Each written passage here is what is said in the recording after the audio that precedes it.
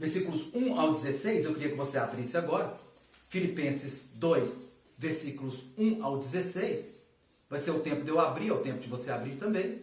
Eu queria que você abrisse comigo, para que você visse o que Deus tem de importante na nossa vida a respeito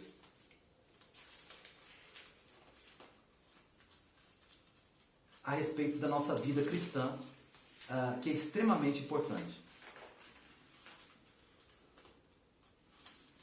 Filipenses capítulo 2, versículo 1 ao 16. Acompanhe comigo. Se há, pois, alguma exortação em Cristo, alguma consolação de amor, alguma comunhão do Espírito, se há entranhados afetos de misericórdia, contemplai a minha alegria, de modo que penseis a mesma coisa, tenhais o mesmo amor, sejais unidos de alma, tendo o mesmo sentimento, nada façais por partidarismo ou por vanglória, daí a vanglória que eu citei para ti, mas por humildade, considerando cada um os outros superiores a si mesmo. Lembra de que eu falei isso? Que nós estamos como dispenseiros aqui nessa terra. Que aquele que se acha ou que tem um cargo maior, ele na verdade vai trabalhar mais. Ele na verdade ele vai colocar a mão mais no arado, porque ele está nessa condição aqui, de que ele é inferior aos outros, porque ele tem que sustentar os outros. Não tenha cada um em vista o que é propriamente seu, senão também cada qual o que é dos outros. E aí continua. Tende em vós mesmos o sentimento que houve em Cristo Jesus, pois ele, subsistindo em forma de Deus, não julgou como usurpação de ser igual a Deus. Antes, a si mesmo se esvaziou, assumindo a forma de servo, tornando-se em semelhança de homens, e reconhecido em figura humana, e a si mesmo humilhou, tornando-se obediente até a morte de cruz, pelo que também Deus o exaltou soberanamente, e lhe deu um nome, que é acima de todo nome, para que ao nome de Jesus Cristo se dobre todo o joelho dos que estão na terra e debaixo da terra, e toda língua confesse que Jesus Cristo é o Senhor, para a glória de Deus Pai.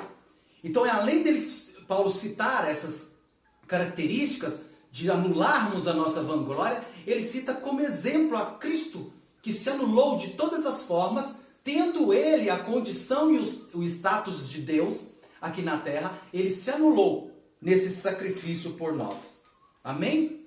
Então, eu queria que você acompanhasse agora no capítulo 2, no versículo 2 de Gálatas, eu queria que você acompanhasse a continuação do que nós temos a passar para ti.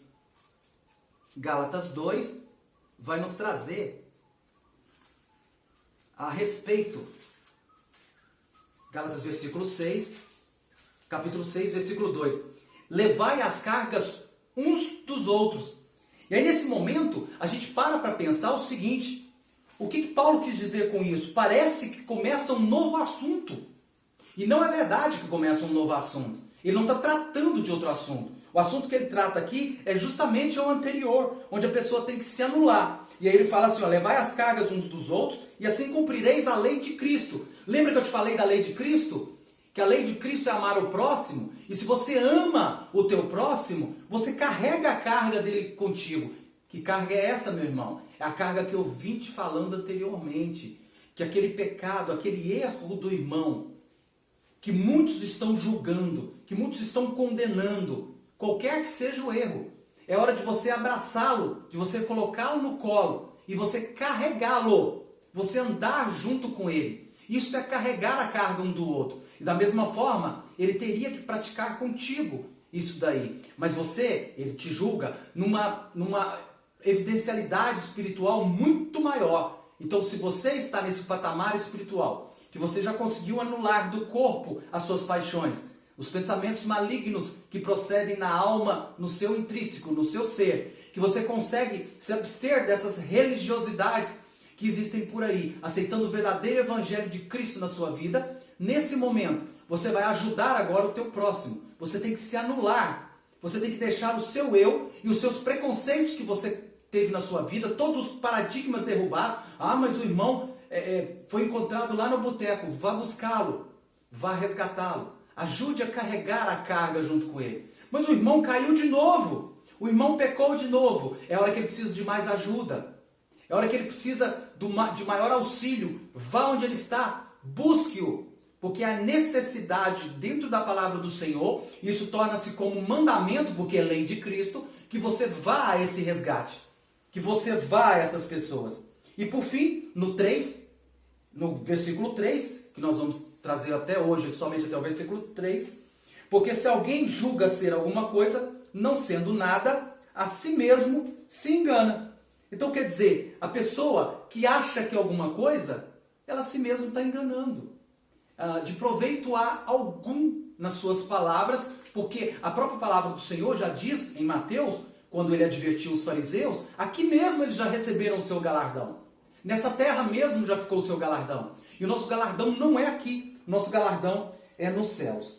Então, eu queria finalizar para os irmãos com alguns versículos. Por exemplo, como corrigir, se você tiver que corrigir o irmão com brandura, como diz Paulo. Está em 2 Timóteo 3, 16, 17. Toda a escritura divinamente inspirada é proveitosa para ensinar, para redarguir, que é exortar, para corrigir, para instruir em justiça, para que o homem de Deus seja perfeito e perfeitamente instruído para toda obra. Então está aí a palavra de Deus confirmando em 2 Timóteo 3,16 que nós temos esta autoridade de usar a palavra de Deus para poder corrigir. Depois em 1 Tessalonicenses 5,14, exortando-vos, veja a palavra exortar, exortando-vos também, irmãos, a que admoestei os insubmissos, consolei os desanimados, ampararei os fracos, e sejais longâminos, quer dizer, pacientes, com todos.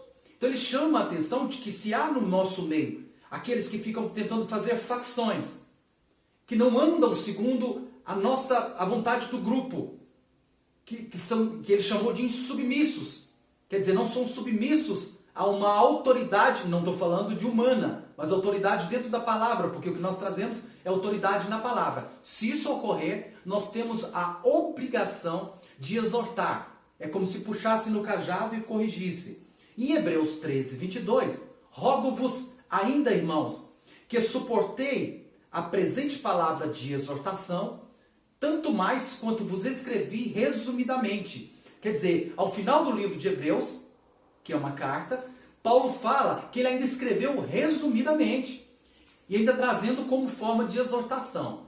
Paulo tinha autoridade de exortar, nós também temos autoridade de exortar dentro da doutrina dos apóstolos, dentro do ministério de Cristo. Amém? Então eu queria chamar a atenção dos irmãos até capítulo 6, versículo 3, onde nós possamos, nesse momento, estudar a palavra do Senhor. Os vídeos serão mais curtos, para que nós possamos, passo a passo, entender nesse período de que nós estamos em isolamento e possamos ver que o Senhor tem a falar conosco.